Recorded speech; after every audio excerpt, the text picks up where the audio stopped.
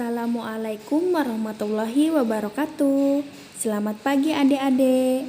Apa kabar untuk hari ini? Semoga kabarnya baik, sehat, dan tetap semangat ya dalam belajar. Pembelajaran kita hari ini, kita masuk materi bab 2 ya, yaitu teks, cerita, fantasi. Dengan kompetensi dasar 3.3, mengidentifikasi unsur-unsur teks narasi dalam kurung cerita fantasi yang dibaca dan didengar. Indikator pencapaian kompetensinya yaitu 3.3.1 menjelaskan ciri tokoh, latar, alur, dan tema pada cerita fantasi dan menunjukkan buktinya pada teks yang dibaca dan didengar. 3.3.2 menentukan jenis cerita fantasi dan menunjukkan bukti pada teks yang dibaca atau didengar. Kemudian, mengidentifikasi unsur cerita fantasi. Yang pertama, ciri unsur cerita fantasi. Cerita fantasi adalah cerita fiksi yang bersumber dari imajinasi, khayalan, atau angan-angan pengarangnya. Peristiwa yang diceritakan adalah peristiwa yang tidak benar-benar terjadi. Tokoh dalam cerita fantasi adalah tokoh fiktif, hanya ada dalam imajinasi pengarang. Dalam cerita fantasi, pengarang bisa mengembara ke alam supernatural atau adikodrati. Sebagaimana cerita fiksi yang lain, cerita fantasi juga memiliki unsur yang membangun cerita. Akan tetapi, unsur yang membangun cerita fantasi memiliki ciri khas yang tidak dimiliki cerita fiksi yang lain. Ciri khas itu adalah sebagai berikut. Yang pertama, tema. Tema adalah ide atau pokok pikiran yang menjadi dasar cerita. Dalam cerita fantasi, tema atau ide cerita diambil dari daya khayal atau imajinasi atau irisan dunia nyata dan dunia khayali. Yang kedua, peristiwa. Peristiwa yang terjadi pada cerita fantasi bersifat supranatural, aneh, ajaib, atau misterius. Yang ketiga, latar. Latar adalah tempat, waktu, dan suasana yang melatar belakangi cerita atau peristiwa. Cerita fantasi menggunakan berbagai latar, dalam kurung lintas ruang dan waktu. Cerita fantasi menggunakan dua latar.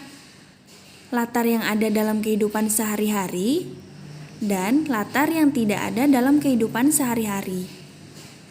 Kemudian 4, tokoh. Tokoh adalah cerita fantasi memiliki sifat yang unik, memiliki kesaktian. Tokoh mengalami peristiwa yang tidak terjadi dalam kehidupan sehari-hari.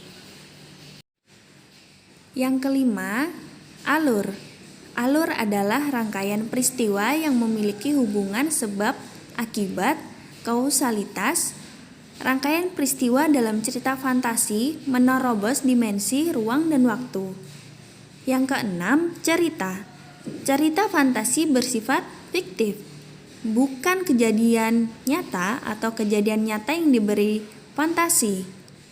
Yang ketujuh, bahasa. Bahasa yang digunakan dalam cerita fantasi variatif, ekspresif, dan menggunakan ragam percakapan. Setelah kalian memahami unsur cerita fantasi di atas, kerjakan tugas berikut ini ya. Bacalah teks cerita fantasi berikut ini dengan judul Kekuatan Ekor Biru Nataga dan ringkasan Anak Rembulan dalam kurung Negeri Misteri di Balik Pohon Kenari.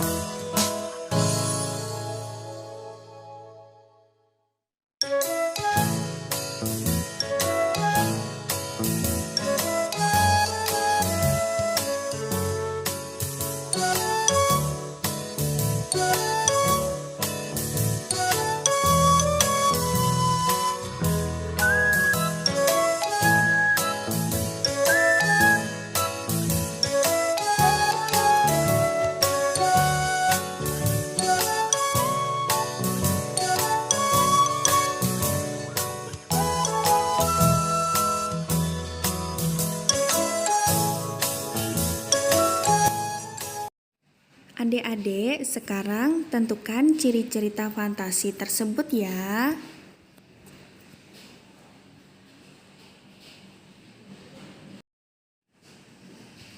Kemudian, jenis cerita fantasi.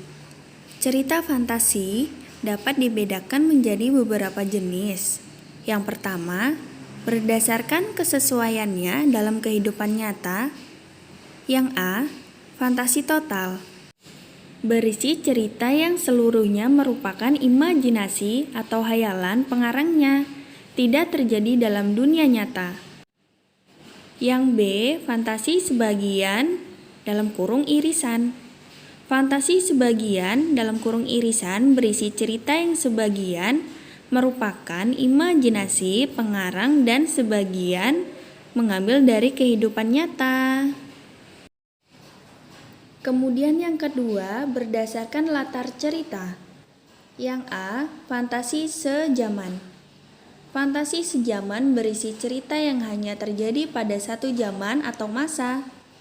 Misalnya, cerita yang terjadi hanya masa lampau, masa kini, atau masa yang akan datang.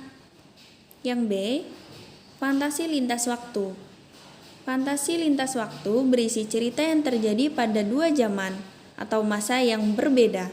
Misalnya, cerita masa kini dengan masa lampau, masa kini dengan masa yang akan datang. Setelah adik-adik membaca cerita fantasi dan uraian tentang jenis cerita fantasi di atas, sekarang tentukan jenis cerita fantasi tersebut ya. Yang A, cerita fantasi yang pertama, kekuatan ekor biru Nataga. Dan yang B, cerita fantasi yang kedua, anak rembulan, negeri misteri di balik pohon kenari.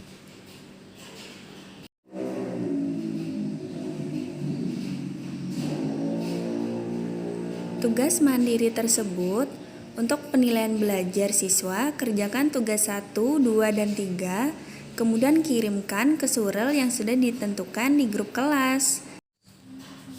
Cukup sekian pembelajaran kita hari ini. Kita ketemu lagi dengan materi selanjutnya. Kakak ucapkan terima kasih.